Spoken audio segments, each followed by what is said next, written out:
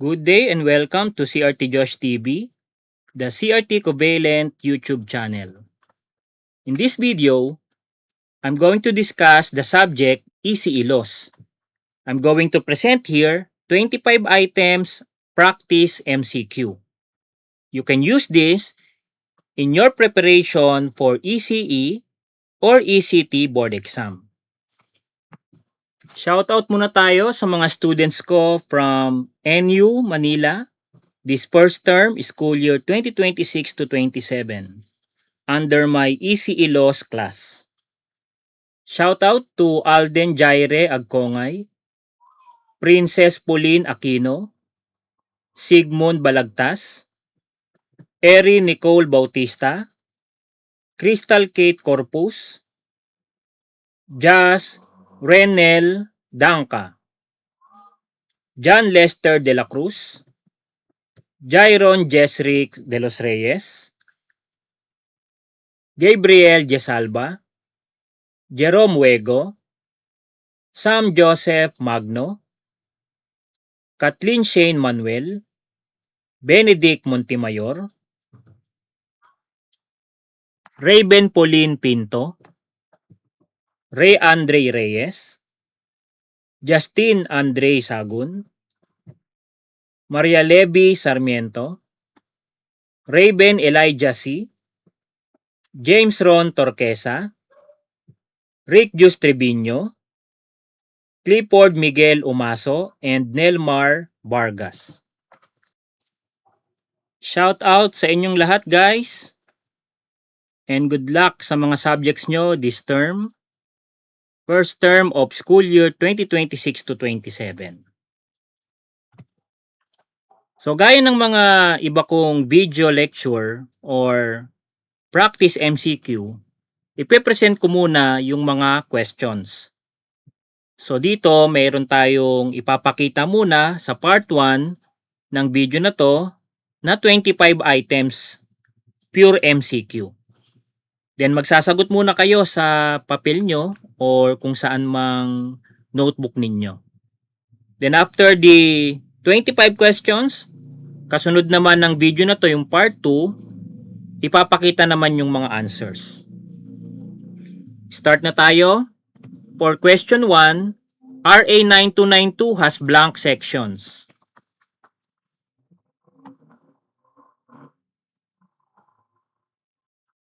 So, sulat nyo muna sa papel nyo yung initial na sagot nyo. Question number 2, RA 9292 has blank articles.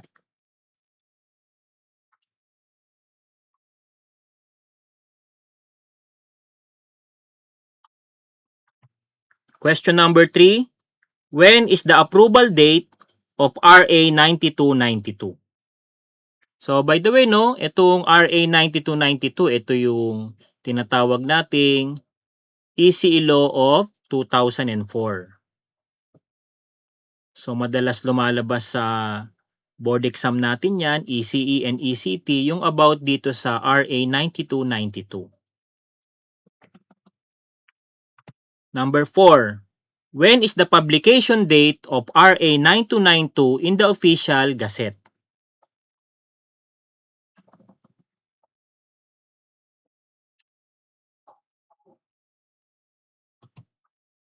Question number 5, when is the effectivity date of RA 9292?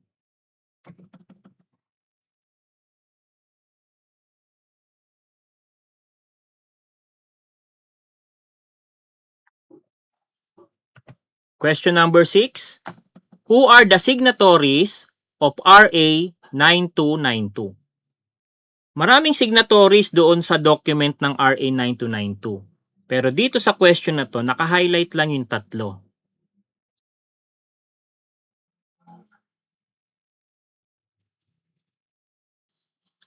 Question number 7, who are the PRB ECE or the Board of ECE as of August 2026? Since itong video na to ginawa ko during August of 2026, so applicable yung question na to for this period. And up to the date kung kailan magi-stay yung ating examiner. Pero kung iba na yung examiner, so never mind this question. Okay, sa panahon nyo, kung iba na yung examiner, never mind this number.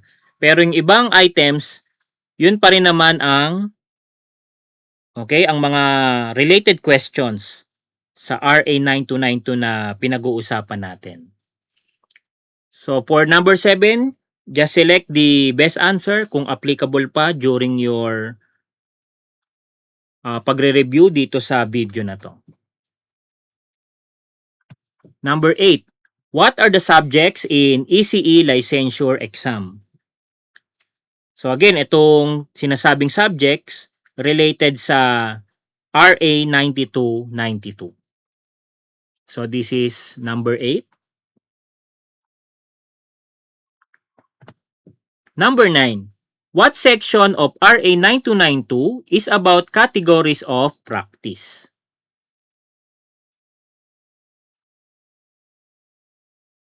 Number 10.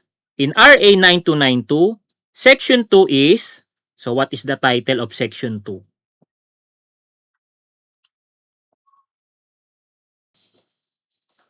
Question number 11. Blank is any transmission, emission, or reception of voice, data, electronic messages, ... So medyo mahaba yan, kinat ko na lang. By wire, radio, spectral, visual, optical, or light, or other electronic, electromagnetic, and technological means.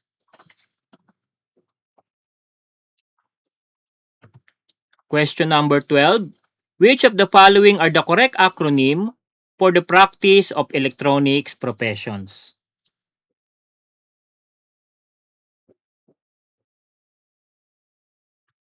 Question number 13. Which is not a scope of practice for electronics engineer?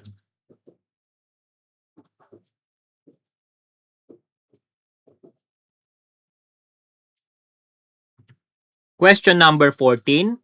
Which is not a scope of practice for electronics technician? So ito naman, technician.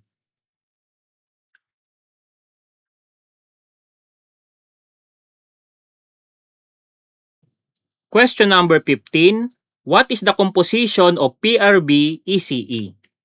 So ilan ba yung member ng Board of ECE natin? Ito rin yung mga gumagawa ng exam ng ECE and ECT licensure exam. Number 16.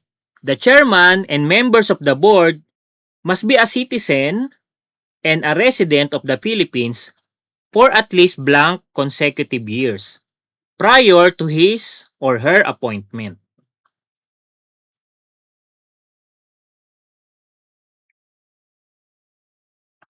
Question number 17. In the composition of the Board of ECE, ICEP must submit a total of blank recommendees to the Commission or the PRC. So for example, kailangan na magpalit ng Board of ECE. So ang unang mag-i-initiate niyan yung ating organization, yung ICEP. Kailangan nilang magbigay ng ilang recommendees, ilang names papunta sa Commission or PRC.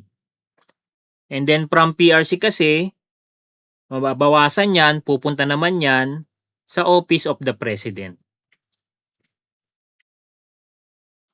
Number 18, PRC with the help of blank and blank, study, examine, and recommend the essential requirements as to curricula and facilities of schools, colleges, or universities seeking permission to open courses or programs ... So medyo mahaba pa yan. So check nyo yung choices and select the best answer.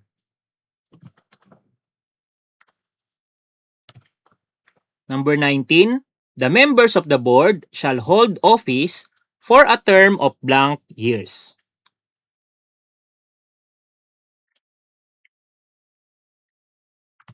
Number 20, Section 12 of RA 9292 is, so what is the title of Section 12 of RA 9292?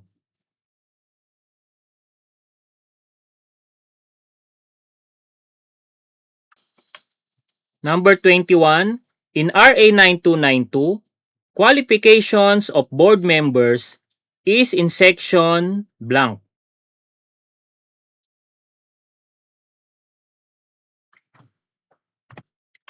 Number 22, what is the value of inner diameter in the logo? So this logo is the official logo of the board of ECE. So this is the inner diameter and check the choices. So what is the answer? Question number 22. What is the value of the outer diameter in the logo? This logo is the official seal of the PECE. So ang tinatanong dito yung outer diameter. Question number 23. Which of the following cannot be seen in the seal of ECE? So ito yung kakatanong lang sa 22. Pwede nyong balikan yung number 22. Ano ba yung hindi nakikita ron sa seal of PECE?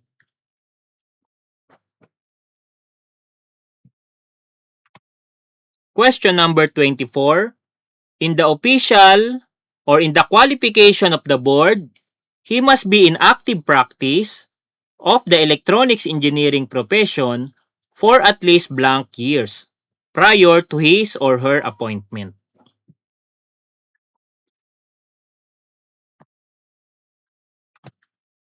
And question number 25, how many days will a law be effective after its publication in the official newspaper? So this is pertaining to the law, Republic Act 9292. Let's now proceed to part 2, the answers. For question number 1, RA 9292 has 43 sections. Letter D. Question number 2, RA 9292 has blank articles. The answer is letter D, 8 articles. Question number 3, when is the approval date of RA 9292? And the answer is April 17, 2004.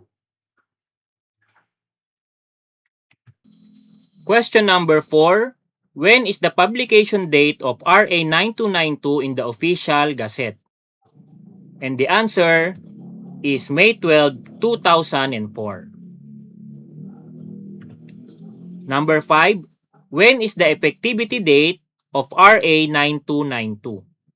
So, kung ang publication date ay May 12, bibilang lang ng 15 days.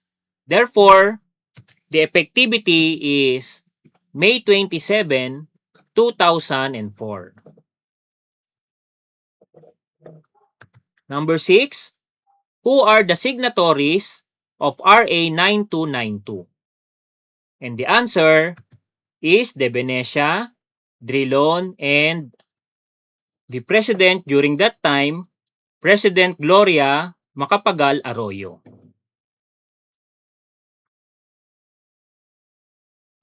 Number 7, who are the PRB ECE as of August 2026? And the answer is Honorable Sihoko, Honorable Tan, and Honorable Talabo. Letter B. Question number 8.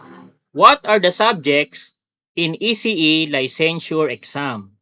And the answer is letter C. Math, GEAS or General Engineering and Applied Sciences, ELEX or Electronics, and ESAT, Electronic Systems and Technologies. Question number 9. What section of RA 9292 is about categories of practice? And the answer is Section 4. Question number 10. In RA 9292, Section 2 is letter B, statement of policy. Number 11, the answer for this is telecommunications. Question number 12, which of the following are the correct acronym? The answer is letter D. ECT, all capital, ECE, all capital din, and PECE, all capital letters din. Number 13, which is not a scope of practice for electronics engineer? And the answer is letter D, signing and sealing of the plans. Question number 14, which is not a scope of practice for electronics technician? And the answer is teaching how to use the Ohm's law formula. Question number 15, what is the composition of PRB-ECE? And the answer is letter C. The PRB-ECE has 3 members or 3 composition equivalent to 1 chair and 2 members. Number 16, the chairman and members of the board must be a citizen and resident of the Philippines for at least 5 consecutive years prior to his or her appointment. Number 17, in the composition of the board of ECE, ICEP must submit a total of 15 recommendees. So letter C for number 17. Number 18, the answer is letter C, CHED and TESDA. Sila yung nakakatulong ng PRC para sa mga nabanggit dito sa question. Number 19, the members of the board shall hold the office for a term of 3 years. Letter A for number 19. Number 20, Section 12 of RA 9292 is letter D, custodian of board records, secretariat, and support services. Number 21, in RA 9292, qualifications of board members is in Section 8, letter A, number 21. Number 22, what is the value of the inner diameter in the logo? And the answer is letter A, 28 millimeters. Number 23, what is the value of the outer diameter in the logo? And the answer is letter D, 48 millimeters. Number 23, which of the following cannot be seen in the seal of PCE? And this is letter B, the expiration date. So yung license number ng PCE, yung name niya, tsaka yung profession na PCE, makikita nyo sa seal of PCE. Number 24, in the qualification of the board, he must be in active practice for at least 10 years. Letter C for number 24. And for last item, number 25, how many days will a law be effective after its publication? The answer is letter C, 15. And that's all for this practice MCQ for ECE laws. This is just part 1 and it contains 25 items only. So once again, thank you for watching my video tutorial for practice MCQ.